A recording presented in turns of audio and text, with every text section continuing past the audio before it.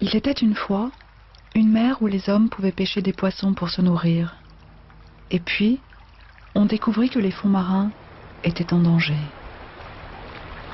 On demanda aux petits pêcheurs de diminuer la pêche et de détruire leurs bateaux. Mais de gros bateaux ont remplacé les petits bateaux. De très gros bateaux qui appartenaient à des multinationales financées par les États, les banques et les fonds de placement. Avec l'aquaculture, c'était en 2015 presque 5 tonnes de poissons qui étaient pêchés chaque seconde.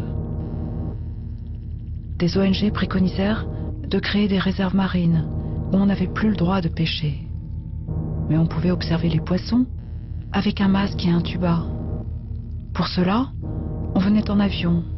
On construisit des pistes d'atterrissage et des hôtels. On découvrit alors que le poisson pouvait servir non pas à être mangé, mais à créer d'autres richesses. Des ONG, financées par les banques et les multinationales, confirmèrent que les océans pouvaient avoir une plus grande valeur si on les transformait en actions carbone sur lesquelles on pourrait spéculer. Les petits pêcheurs n'avaient plus de travail. Les grandes entreprises pouvaient continuer à polluer. Quant aux poissons, ils ne servaient plus à nourrir les hommes, mais les marchés financiers.